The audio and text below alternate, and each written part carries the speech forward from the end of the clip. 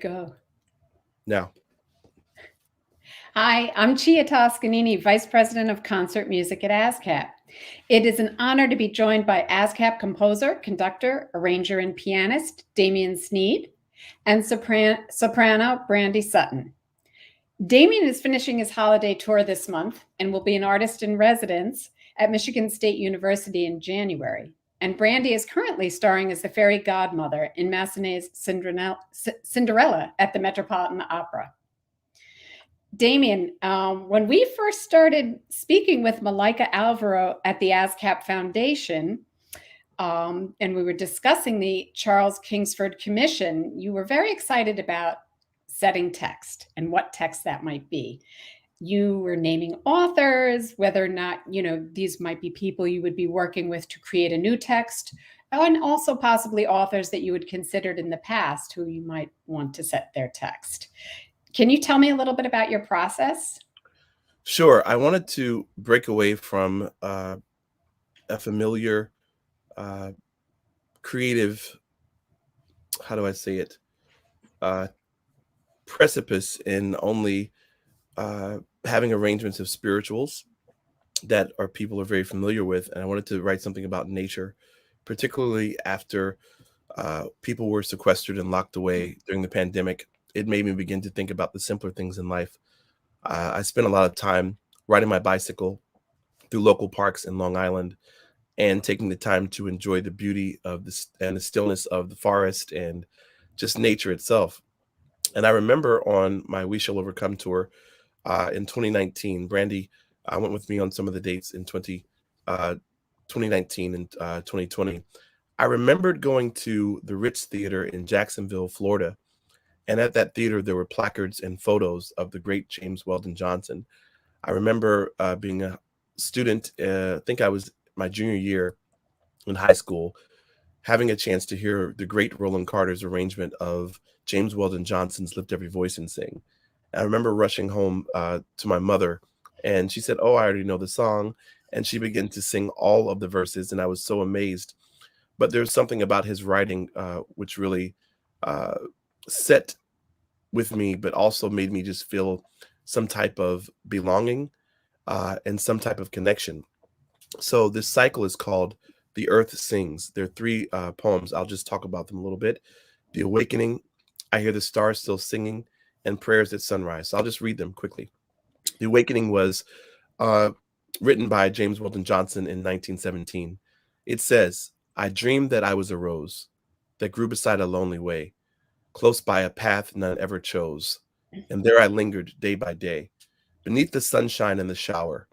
I grew and waited there apart, gathering perfume hour by hour, and storing it within my heart, yet never knew just why I waited there and grew. I dreamed that you were a bee that one day gaily flew along. You came across the hedge to me and sang a soft, love burdened song. You brushed my petals with a kiss. I woke to gladness with a start and yielded up to you in bliss, the treasured fragrance of my heart. And then I knew that I had waited there for you." Then the next poem that I use is pretty short.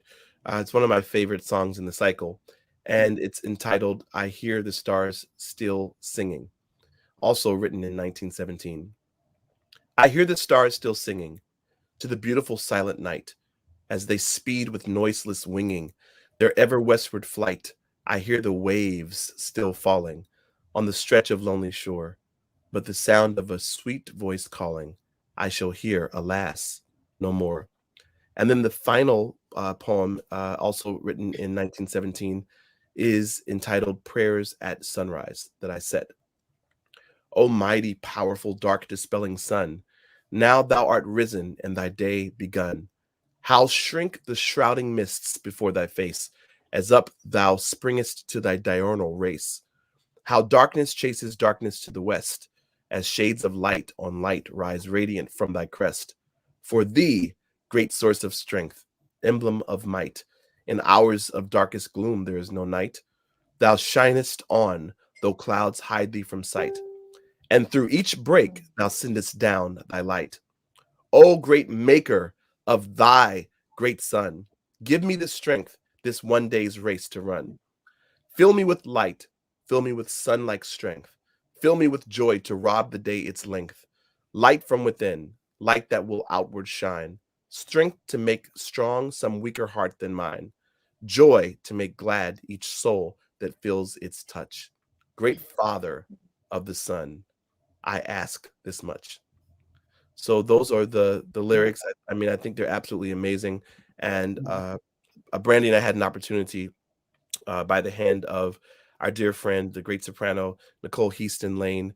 She had a Purple Robe concert series, and she asked a lot of opera singers to come and join during the pandemic to do a video of James Weldon Johnson's "Lift Every Voice and Sing," and it just really made me just feel such a connection to him, and so that's why I decided to use these texts by him. Oh, they're wonderful. That's really exciting. Last January, I asked you what you were working on, and you were mentioning projects in opera and music theater, gospel. You were arranging for jazz concerts, and I was really fascinated by all of the projects that you were working on, and the really so many wonderful musicians, and also including many singers. So I just felt like this commission really was the right time for this to happen. I don't know. I know you two have worked together before, but do you want to talk about either the art song or? Well, sure. I met Brandie years ago. A friend of ours from Oakwood College, Maestro Jeremy Winston, asked me to accompany the Wilberforce concert choir. They were doing a tour, and on one of the performances, I believe it was actually, was it at Ephesus, It Brandie? was at Ephesus, yeah.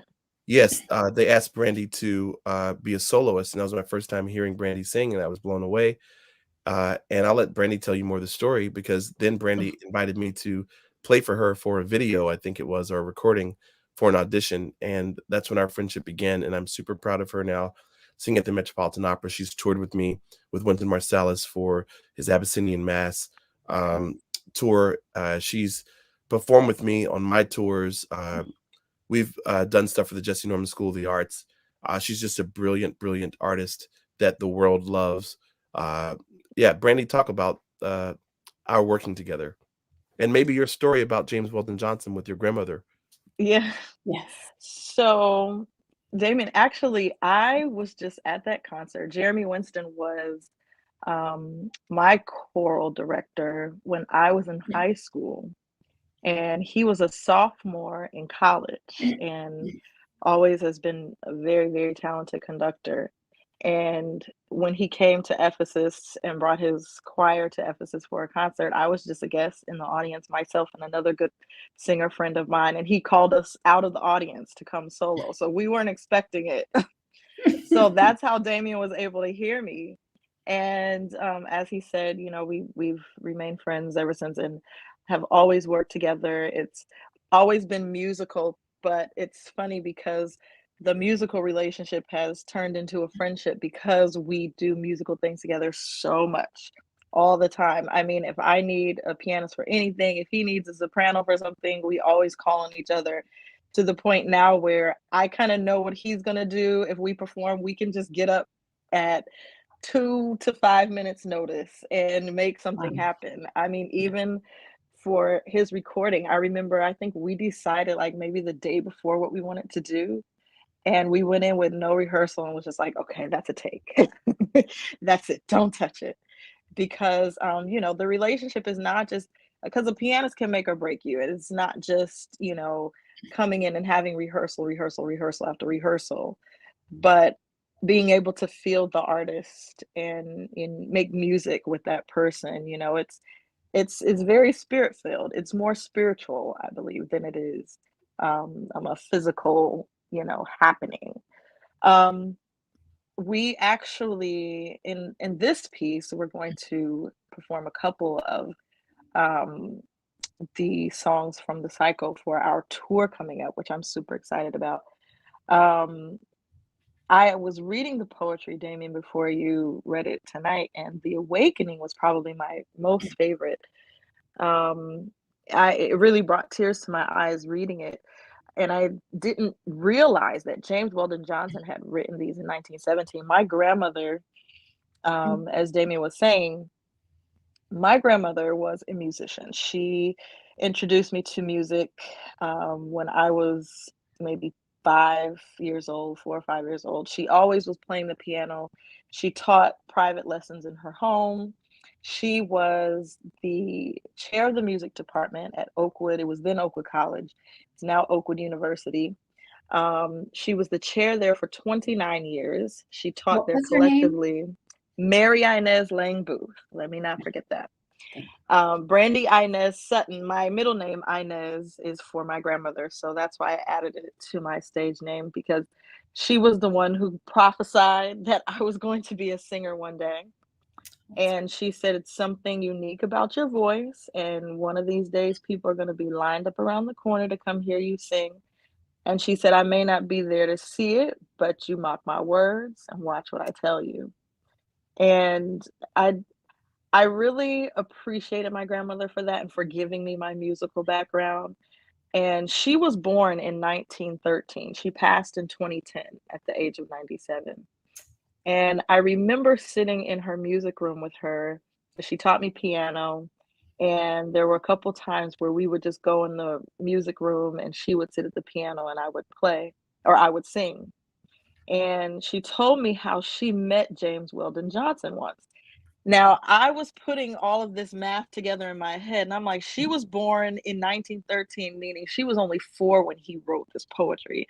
So I'm just thinking about her as a musician, because she didn't talk much about her life growing up. Because when I think about my journey as a singer and how I've had to really beat the pavement trying to make it, I didn't really think about what my grandmother may have had to go through and trying to do the same things in her time, which we all know was a lot Yes. harder for her then. She got her master's at Columbia University here in New York City in the 50s. And I remember her telling me that she sat at the piano and met James Weldon Johnson. She had to be very young and he had to be a lot older. So I don't even know how their paths crossed. I wish I could ask her now, but I didn't think of its importance at the time, history, man. But she said, he always said he didn't want Lift Every Voice and Sing to be played so fast. She said he wanted it slow like this. And she started playing it on either ends of the piano because she loved to give a lot of bass and a lot of trouble. Great. She could bang that piano. But she started playing it. And she said he wanted it slow like a march, and she would play it for me. So it was, I didn't realize the importance of it then, but. Oh, that's wonderful. So do you enjoy working with Damien and with a living composer in general? Oh, yes. It's different. Working with a living composer, I love it more than being, I'm sure most singers do, because for me, being an artist, I love to be able to sometimes put my own little flair on whatever it is that I'm singing to kind of make it my own, not straying too far away from what the composer wants, but almost making it more of a collaboration. And I think with Damien, we're definitely able to do that. He is, very respectful of my artistry and anything that I want to do. And he's like, okay, well, if you think you want to do this here, or, what do you think? And I really appreciate that about him. When you sing music of composers that are no longer with us, you have a lot of people who think they know the composer, better than anybody else. And they'll say, well, no, I don't think they would have wanted that. So no, you can't do that. Or, so it kind of boxes you in. And you can't have the composer there to ask and say, well, is it okay if I can do this? Because someone else in their opinion is trying to tell you no, because it's what they think, So working with a living composer, especially Damien, because he's so musical and he's so creative, and he's not one that boxes you in. He allows for creativity from everyone, and I super appreciate that and love that. Yeah, that's terrific. I want to ask you about this piece. Is there any information that you're able to share with us tonight about the world premiere? Is it going to be we hearing it live or online? Is that something you can share with us? Yes, I can. So it's going to be first heard on January 18th at the Wharton Center in Lansing, Michigan. And I've hired a camera crew to actually record the performance of it. So actually, Brandie Sutton and mezzo-soprano Rayan Bryce Davis will be singing different selections from this song cycle. So it's going to be very exciting, and people will be able to watch that, and it'll be everywhere online. And then I'll probably also release the music too. I can't say who, but there's a well-known singer who's already interested in another well-known singer, because they're all well-known, who's interested in singing this. So that's very exciting as a composer to have people on the caliber of Brandie Sutton and Rayan Bryce Davis to program your works. You know, Brandie mentioned something about working with the live composer. It's very interesting.